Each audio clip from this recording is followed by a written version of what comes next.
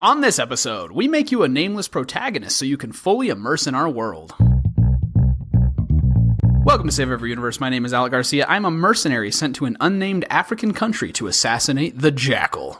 Oh, I know. Yeah. Do you? I think so. I would be very impressed if you Really? did. Yeah. All right. My name is Robbie. I'm a member of the Bonitor who will help Mario fight his way across the world and allow him to take new forms and ultimately save my sister. Nice. That's a good one. An easy one. Yeah. And who were you last time? So last week, it was our co-op episode. So I was Agent Archer from Splinter Cell Blacklist. Yeah, and I don't remember if they had names, but it was from Splinter Cell Chaos Theory. They were just kind of like these two nameless. Yeah. I don't remember. They were just like third echelon. Yeah, and they get called in. They're like in training, but they get called into the field to support Sam Fisher. Yeah, we were joking that we were almost the same character. Yeah, so I was the American. So in the Blacklist, the co-op campaign, you played with a Russian, an American and a Russian. Yeah, right? and I played through with. I think you and I played through it, and I played through it with Jimmy too, and I was the American. Great game. Splinter Cell. We talked about it in our co-op episode, but Splinter Cell really did a very nice job with the co-op experience and making it where you really had to cooperate, throw each other up walls. And when we recorded that episode, that was before the big announcement of the Splinter Cell crossover event with Wildlands, and now there's all this Splinter Cell buzz. Yeah. I'm really hoping we get a sequel. Yeah. Or not a sequel, but a new installment of Splinter Cell with Michael Ironside. Yeah, just as I know we're going off on a tangent here, but we played the Wildlands, Tom Clancy's Ghost Recon Wildlands. Yeah, the crossover. And we did the Splinter Cell crossover event. Yeah. And they brought back Ironside to do the voice. Yeah. It was pretty So they cool. departed for only one game where they had Eric Johnson or something like that come in and do the voice for Blacklist, which I loved that game. And I was like, is it nostalgia or was it a good game? And I went and looked at some gameplay, and man, the stealth Panther where it was lethal, but you had to be quiet, and you had the little curved knife, and that game was so freaking good. And I played the crap out of the game, but it's a really polarizing game. I guess I didn't realize that because I bought it, played it, and we all had fun with it. Yeah, our group really liked it. I didn't realize how polarizing it was amongst that Splinter Cell community, though. Yeah. And so, but no matter what, I would love to get another Splinter Cell installment. I think it would be incredible on current gen technology. That game also was kind of cool. Like the loading,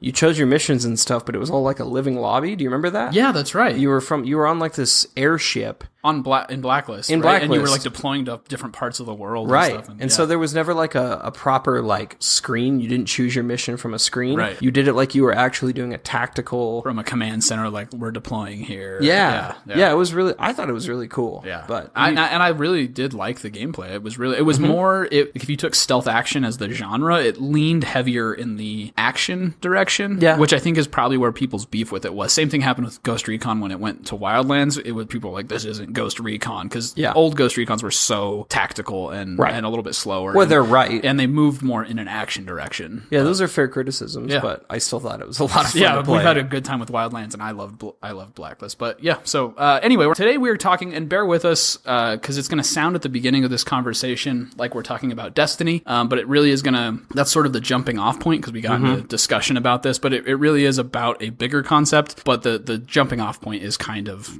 about Destiny, but we're going to end up talking about first person versus third person perspective, and touch a little bit on our thoughts on the future of loot shooters. What have you on the docket today, Robbie? Yeah, so I think let's start with, we've been having this kind of debate, argument, discussion in real life. It's been an ongoing talk with us, and really, and not just us, like all the guys like from our dad's Destiny clan, like anytime we've played with some of these guys, it comes up. But go ahead. Yeah, so we're kind of at this point where Destiny, nobody's happy with where Destiny 2 is, or a lot of people aren't happy with it, and people complain about it and are upset about it, but they're still reminiscent of it. And it feels like people are trying to look for their fix, trying to look for the other thing that's going to scratch whatever itch that Destiny scratched for them, and it's not happening. There's been some good games that have come out. I think it's caused people to disperse. Like you've got more people maybe have tried out Overwatch, more people have maybe tried out like Monster Hunter. Yeah. But I would say that those games are good and have been successful. The numbers show that they've been successful, but it's missing some type of je ne sais quoi that brings that together, right? Yeah, that brings together the magic. That gets really difficult. I was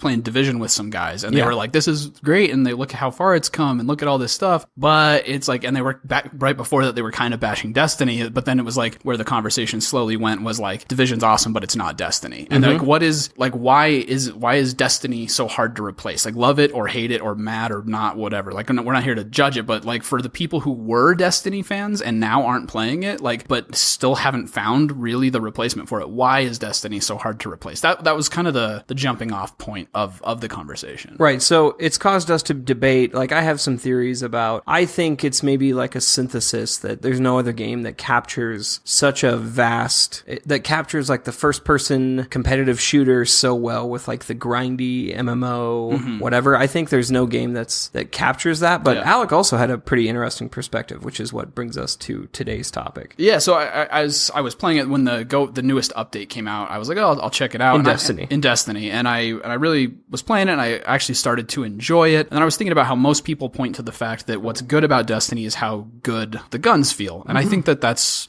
really, really true. But then I was thinking about the MMO aspect, and that's really where they got themselves in trouble. And I was kind of thinking about those two things and trying to put it together in my head why Destiny's hard to replace. And then it dawned on me that there is no first-person shooter, massively multiplayer online role-playing game except Destiny. Right. Not really. Anyway. Only one. I mean, there have been like other attempts, like, I can't remember the name of it. There was one on PS2 and apparently there was another one, but there's no other good first person shooters that are also an MMO. Like, there's nothing. And the thing that occurred to me is probably the closest thing that could do it is if Borderlands made an MMO style game to be a direct competitor to Destiny. And people talk about how Anthem or The Division are competitors to Destiny. And I don't think that's true simply because of the perspective choice of the game. Right. So it's a pretty interesting, and I like the theory. I think it's compelling. I'm not sure if I buy it, but we'll talk about it. Yeah. So I say simply. So like that's the short version. And obviously this is all open for discussion, but that's why we're here. But it is interesting because there is something about being that nameless hero in the first person that allows you to own everything that's going on and make it your story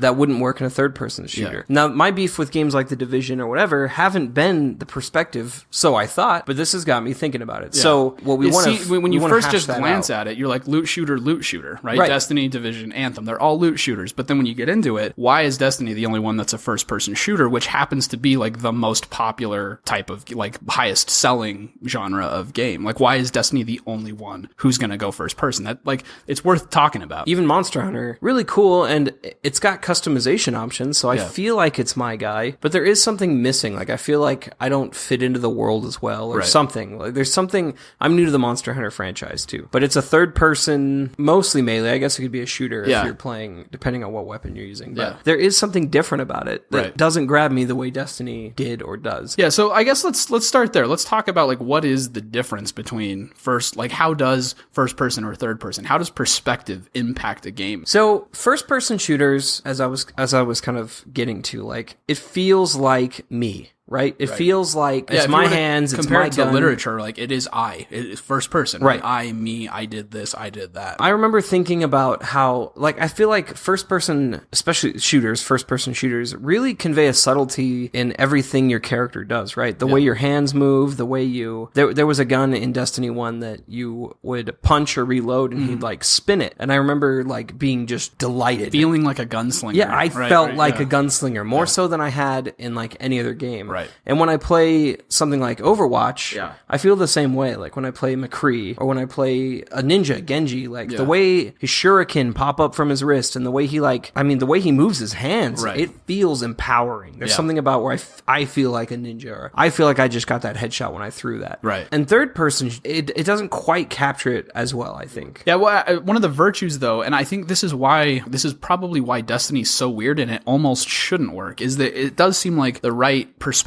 for an MMO RPG type game is third person, because so much of it, like you were saying with Monster Hunter, is the loot and armor collection and tricking out your guy and role playing through this character that you see on screen. Right. It almost seems like first person shouldn't work for an MMO. When you remember what Jimmy said in the MMO episode, right? It was all about gathering that loot and sitting in town and having people admire. Yeah, and him admiring as he was playing, like these awesome pieces of gear that he had collected. Right, and it's weird because Destiny kind of cheats there a little bit, right? By always making your character on your pause screen, on your start. Or when you're in town, you're in third person, right? So it does try and capture that or snag that, but for the most part, you don't have that when you're in first person. Yeah. So there's like a strange duality of admiring your character, but still being in that first person. Yeah, and it made me think the other one that came to my mind, and I haven't played it enough to really speak on it in an educated way, so send us an email if you have thoughts on this and you've played Skyrim quite a bit, like saveeveryuniverse@gmail.com. But it made me wonder if that's why that game has had so much sticking power and they've just reiterated it on like every generation for since the beginning of time or whatever, is that people feel so immersed in the world from the first person perspective. Well, it wasn't always first person, but it has been for a while. Oh, okay. I think since Oblivion, because I played Morrowind was the only one of that series that I've played. So I think that Morrowind was in first person. I don't think it was. Was it not? No, I think Morrowind I remember creeping around and picking locks and stuff. Was it first person? We'll have to Maybe go back and choose, check. or we'll you have to could fact alternate check or something. Fact check. Well, so that's how it's been now. Yeah. Right. And Fallout has taken that same. You can either scroll out and be in third person, right, or you can switch to first person. Yeah. And I even find myself in Fallout going back and forth. Right. Where there are times I'm like wanting to see, especially if I want the perspective. Right. So third person games give you literally a physically broader perspective. Yeah. You can just see more. I mean, which like Ghost Recon Wildlands, you need that over the shoulder wider perspective for tactical type reasons. Right. It's pretty unrealistic though if you think about it, right? Oh yeah. It's the old old Rainbow Sixes if you wanted to get like really realistic, or I guess Siege. Yeah. Yeah. I mean, you can't see that shit behind you or above you or way across the way. Yeah. It's nice, but like it's there. I mean, I think that also adds to the ownership aspect of a first person game. Yes. Like you are seeing it, and if you're spooked, you got to spin the camera around and hope you see whatever's coming at you. Especially if you played like Resident Evil. Oh, that's what I was just about to say actually, because so my mind was going down this track, and I was thinking about the difference between like Destiny and The Division, and then I remembered how much I've been bitching about how scary Resident Evil 7 is, and I was thinking about the bosses, and yeah, they're all scary, but there's a lot of it that wasn't.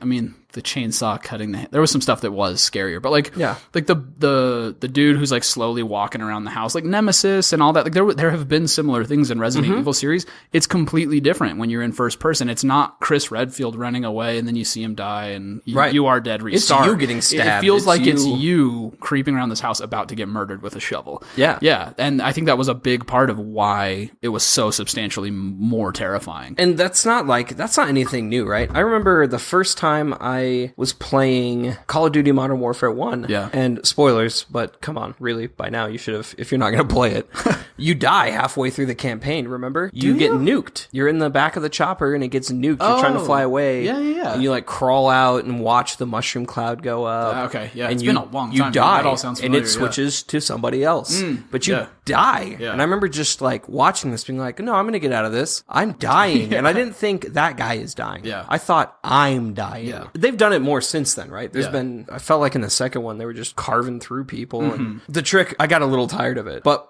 in the first one, the first time I really remember that happening, it freaked me out. Yeah. Like I was like, had to go contemplate life and shit. Feels like it's happening to you. Yeah, I felt like I died. Which, I mean, like that experience can be really effective and there's not a right or wrong to it, right? Like if you're playing God of War or The Last of Us, like you want to see, you're playing this as part of the experience is like the relationship between Kratos and Atreus or whatever. Right. It's like, and you're kind of role playing, but you're kind of watching these interplay and you're watching the story play out. Whereas with Far Cry, it's like, hey, partner, thanks for saving the day. And it's like, you did it and you're saving Montana and stuff like that. And so, yeah, I really feel like perspective can dictate and control the experience of a game in a really major way that it seems like nobody's talking about, at least when it comes to the conversation of loot shooters. Yeah, that's true. I mean, I'm not very far into God of War either, but it is kind of, I look at it and I have sons and I'm like, this is cool father and son. Yeah. But I still am thinking of this like, well, Kratos is a pretty cold father. Yeah. Like I'm not thinking of it as this is my son. Which is why I think the first person perspective, why you get the blank slate character so often. In Far Cry 5, you're just a random deputy. You kind of see things unfolding around you. With Gordon Freeman in the first game, at least, there wasn't that much of a narrative and you sort of just filled in the blanks of who Gordon Freeman is and you know, how this is going and the choices you're making and just survive, right? Yeah. But I think that's why you see the blank slate character, because you're filling in your own thoughts and feelings and narrative into that perspective. Right. So one of the top, I was looking at just on Wikipedia, like the top selling video games of all time. Yeah. And the only one that's in the top 10 is Overwatch as a first person shooter. The only first person shooter that's in the top 10 like games ever sold. Is Overwatch. Yeah. And I was thinking about that, and I think maybe kind of to what we're talking about here, Overwatch does an interesting job of, it's mostly just PvP, player versus player. They've come out with some horde mode type events or whatever, but I think we think there's more to the characters than there is, or we've read the comics. There is lore in the background. Well, right? yeah, and if you watch interviews with developers and stuff, and I remember when Overwatch, I'm not like a huge fan and stuff, but I do remember the little short films they put out for all the different characters before.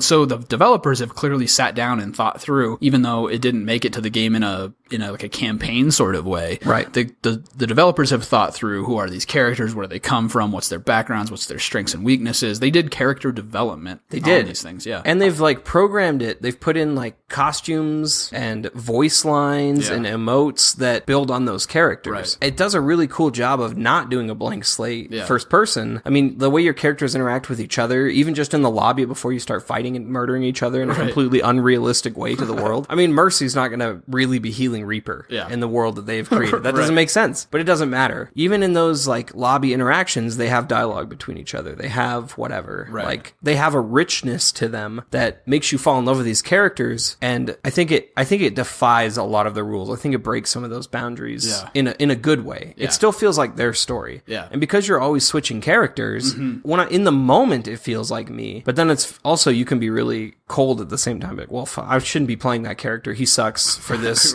I'm switching to whatever. I'm switching to D.Va. I'm switching to, we need a tank. I'm going to be Reinhardt. Yeah. But then when you're swinging that damn hammer, you're clobbering bitches in the face. Like, it's cool. I think they have a really unique way of crafting their world in Overwatch. And making each character feel unique and making you, like we talked about, and I think it was in our Prejudice episode, about how you align yourself of, I'm the type of person who, right? And so like, I'm the type of person who wants to be spinning revolvers and those. And so they did enough character development to where you could slip into their shoes and you want to be the badass with the hammer or whatever it is, but not so much so that it's like they didn't leave any room for you to self-identify with a character that's been overdeveloped or something. And they've even been smart about their skins. Like if you want to play a devil-looking Mercy, angel healer, they have that in the game. So they've been clever. I'm curious if Overwatch fans realize how much they've left for us. That's interesting. Like I wonder if, because I mean, like you look at Battlefield, right, and it's like assault, sniper, support. You have like these 4 core classes, and I wonder if they had sort of they have to have like had sort of like, here's the types of characters that we're going to put into this, and then they built around like support, et cetera, and then invented these really cool characters like the medic. Instead of just doing medic and they can heal, it's like they made Mercy and they did this whole story and this whole design around it. That's really cool. Well, and if you think about it, like at a not quite as fleshed out level, that's what Team Fortress 2 did, right? Yes. The heavy wasn't not quite as. And they didn't have names, but still the heavy was really unique in his person. The doctor and the spy, they all had really unique personalities. And I remember immediately feeling, I think it was called Scout, the guy with the baseball bat that was really fast. Like I remember it was like running a lot, and I was like, oh, I love this guy. He's fast. And he had like a New York accent, didn't he? But I identified with him, but it wasn't overly developed. Yeah, I remember struggling because I was really good with the pyro, and I didn't identify with him at all. I kind of hated him. I was like, I wouldn't wear a mask and blah blah blah. This looks stupid. But I couldn't be beaten. So it was like I think I never got into TF2 for that reason as much. I mean, we played it with our friends a lot, but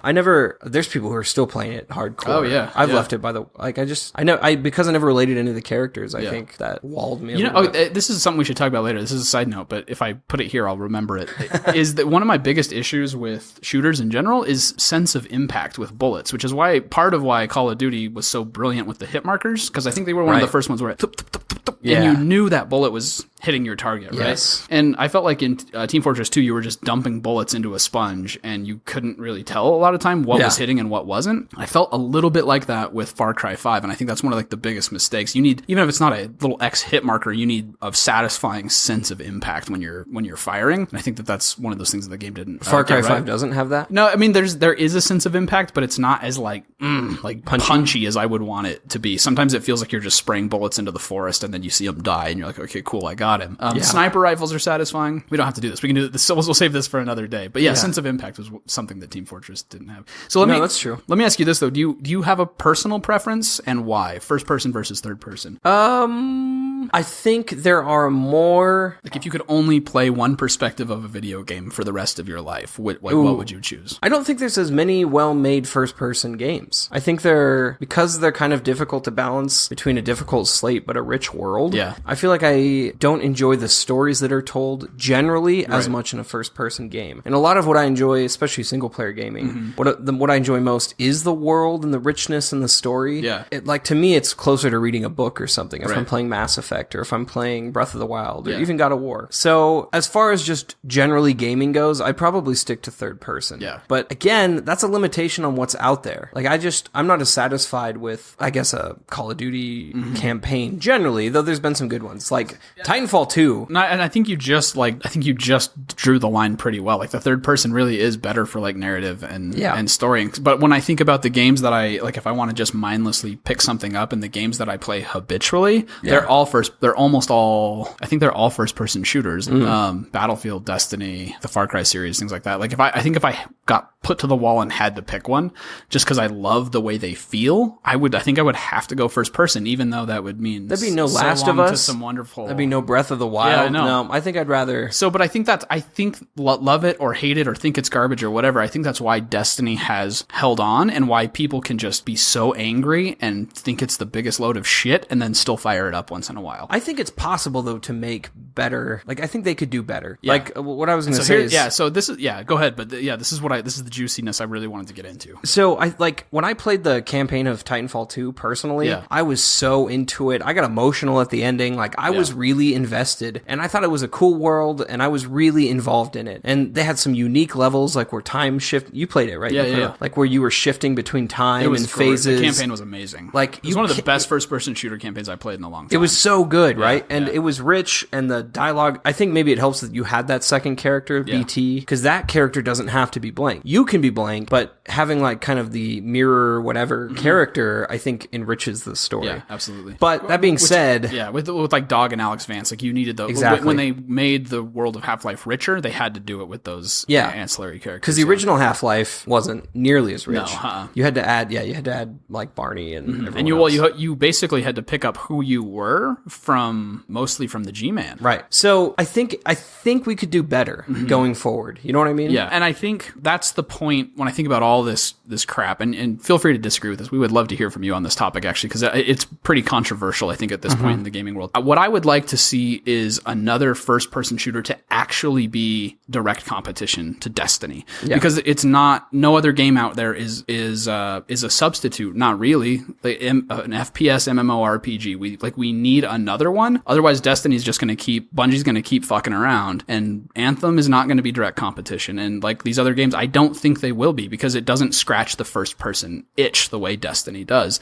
And I would love to see something like a Borderlands MMORPG type thing. Yeah, because I think they could school Bungie at it. So what I think about is, on the other hand, I'm curious if a third person, like, we'll have to see how Anthem turns out, because if they can find a way to get you more involved, to make things that are happening to the character feel like they're happening to you, whether that's battle damage, whether that's the way the battles are engaged, right? I mean, it's one thing in Wildlands to just bleed out with a plus sign over my head saying help. Right. It'd be quite another to watch my character like get eviscerated and cut down or something. Like, you could do it in ways. Yeah, no, I like, even if Anthem was like a damn masterpiece, like I still don't think it would scratch the itch for the people who really loved Destiny, just because of the me first person experience. That's my opinion on it. And I hope Anthem's a damn masterpiece, because I think it would be great, but I think it would be great in a way that's a little bit more similar to like how WoW was great, where you kind of role play a little bit. See, I think if they get the world rich enough, the combat is good enough. Yeah. I think it won't really replace Destiny in the sense that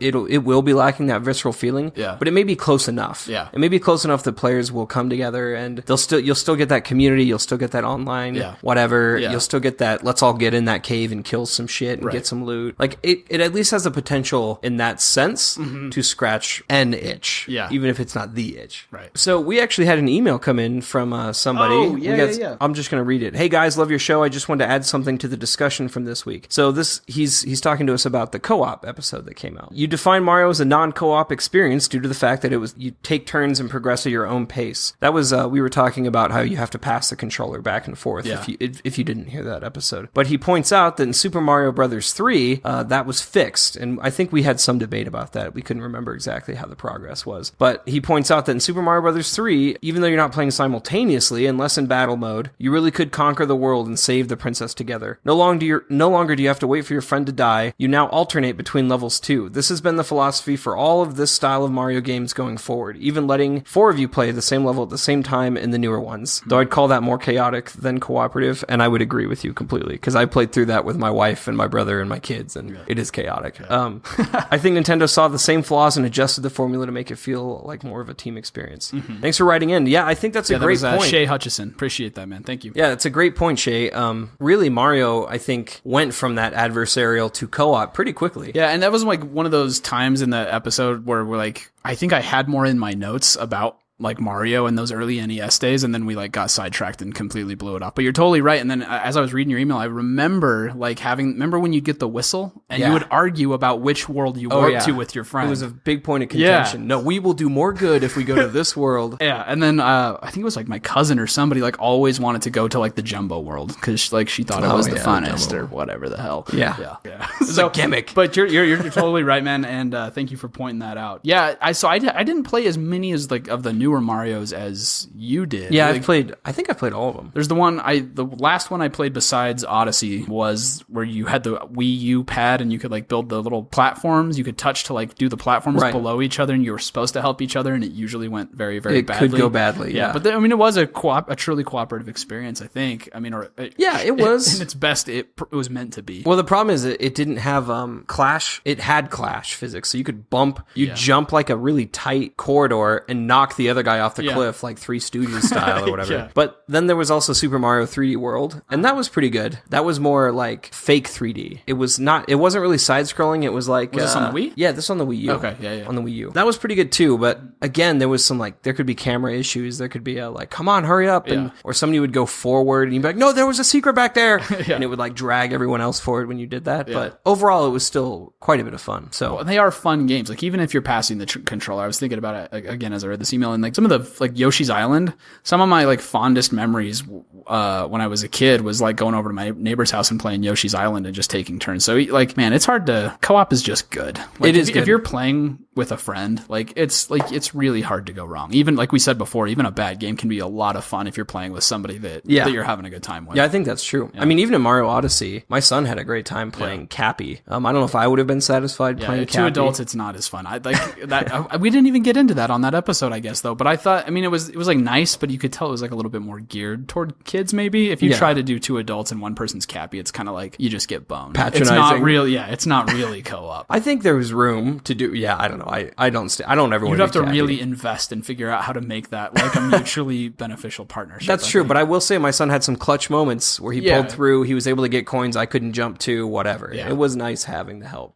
Thank you for writing in again, and if anybody else has any comments or an idea you want to add to our episode, we really would like to hear from you guys, particularly on this topic, just because it is a really interesting time in the industry with loot shooters and like what is going to be Destiny and Anthem in the future of these genres, which are becoming more popular, which we love. And we would like to hear what you think. Or what is it you want to see? What do you think their Destiny 2 isn't getting right, or whatever? What should the future of that genre be? Yeah. SaveEveryUniverse@gmail.com. Thank you for listening to Save Every Universe. If you enjoyed this episode, please go give us a review on iTunes.